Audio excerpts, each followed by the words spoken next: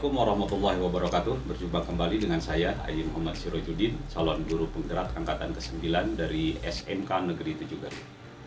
Pada kesempatan kali ini, saya akan mengeksplor pemahaman saya mengenai pemikiran filosofi Ki Hajar Dewantara tentang pendidikan yang saya uraikan dalam bentuk cerita pendek berikut ini.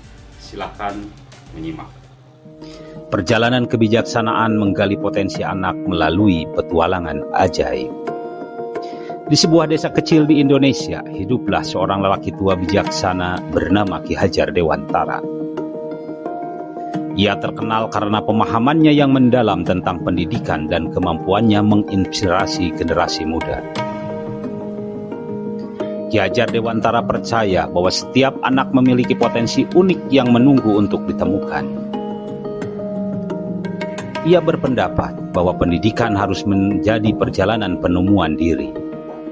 Sita, seorang gadis muda yang cerdas dan penuh rasa ingin tahu, merasa terkekang dalam sistem pendidikan tradisional.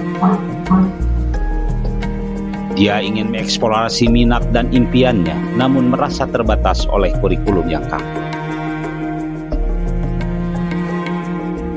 Ki Hajar Dewantara memperkenalkan Sita pada aplikasi perjalanan kebijaksanaan. Aplikasi ini dirancang untuk membantu anak-anak membuka potensi mereka dan merangkul individualitas mereka. Sita mengunduh aplikasi tersebut dan memulai petualangan ajaibnya. Dia dibawa ke hutan mistis yang penuh dengan binatang yang bisa berbicara dan pepohonan-pepohonan kuno. Setiap hewan memiliki aspek kebijaksanaan dan pengetahuan yang berbeda-beda. Sita bertemu dengan burung hantu bijak bernama Aksara. Aksara mengajarinya pentingnya literasi dan kekuatan kata-kata.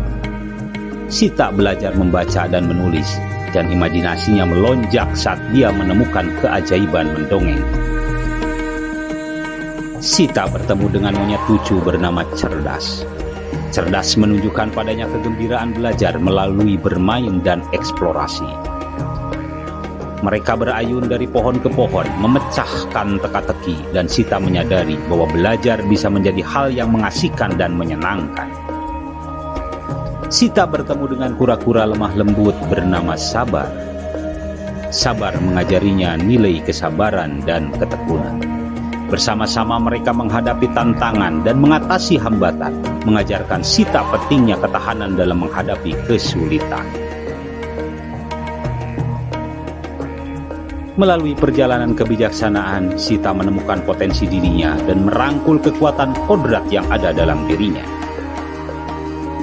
Aplikasi ini membantu anak-anak menggali potensi mereka melalui petualangan ajaib. Bapak Ibu guru hebat semuanya, setelah melihat dan mendengarkan cerita pendek yang saya uraikan di atas, apa selanjutnya yang ada di benak Bapak Ibu semua mengenai pendidikan? Pendidikan dalam filosofi Ki Hajar Dewantara itu adalah menuntun. Apa yang dituntun itu adalah kodrat yang ada pada diri anak. Kodrat ini akan sangat berhubungan dengan dua keadaan, yaitu kodrat alam dan kodrat zaman. Anak dituntun untuk memperkuat kodratnya, untuk diarahkan menjadi manusia-manusia yang berguna, yang manusiawi, baik sebagai manusia individu maupun sebagai masyarakat. Anak dituntun kodratnya untuk bisa menggali potensi diri yang ada dalam dirinya. Maka seorang guru tugasnya tidak lain adalah menghambakan dirinya terhadap anak. Artinya bahwa seorang guru harus bisa mengetahui karakteristik dan kemauan-kemauan anak. Anak diposisikan sebagai tuan yang memiliki kekuasaan untuk mengembangkan dirinya. Dan guru fungsinya adalah menuntun kodrat tersebut. Dan kodrat yang ada dalam diri anak tersebut itu dipengaruhi yang dinamakan dengan kodrat keadaan. Apa kodrat keadaan? Kodrat keadaan itu adalah kodrat alam di mana anak itu lahir dan tumbuh. Kemudian kodrat zaman di mana anak itu berkembang. Nah, pertarungan dari kedua kodrat alam dan kodrat zaman inilah yang akan melahirkan sebuah kebudayaan. Nah, makanya Ki Hajar Dewantara berkata bahwa pendidikan adalah tempat menebar benih-benih kebudayaan. Kebudayaan akan senantiasa berubah, dan salah satu filosofi penting dari pendidikan menurut Ki Hajar Dewantara adalah perubahan. Apa perubahannya itu? Perubahan budi pekerti. Perubahan ini harus didasarkan pada 3 prinsip.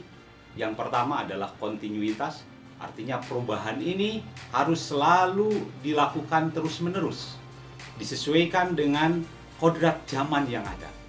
Tetapi perubahan ini juga harus konvergensi, artinya konvergensi itu adalah harus selalu terbuka terhadap perubahan-perubahan global atau yang beragam ini, harus saling menguatkan sisi-sisi kemanusiaan, harus berdasarkan pada titik-titik kemanusiaan.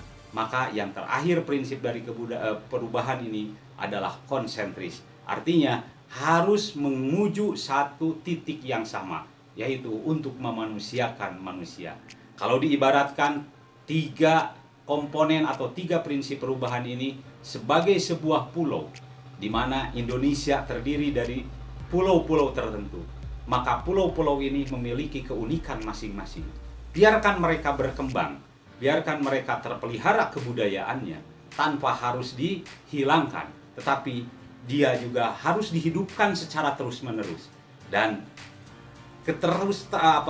keberlanjutan kebudayaan ini harus konvergensi secara global, artinya harus bisa mengadaptasi perubahan-perubahan global, apalagi di abad 21 ini, di mana kita dituntut untuk paham tentang teknologi atau bisa mengikuti zaman yang disebut dengan era 4.0. Nah, disinilah kedua prinsip perubahan ini harus beredar dalam satu titik yang sama, yaitu adalah untuk memanusiakan manusia. Itulah titik perubahan atau prinsip perubahan yang digaungkan oleh Ki Hajar Dewantara, yang beliau sebut dengan 3 kon atau 3 kon, karena awalannya semuanya adalah kon, yaitu kontinuitas, konvergensi, dan konsentris. Demikian eksplorasi pemahaman saya tentang filosofi pemikiran Ki Hajar Dewantara dalam dunia pendidikan. Terima kasih. Assalamualaikum warahmatullahi wabarakatuh. Salam guru penggerak.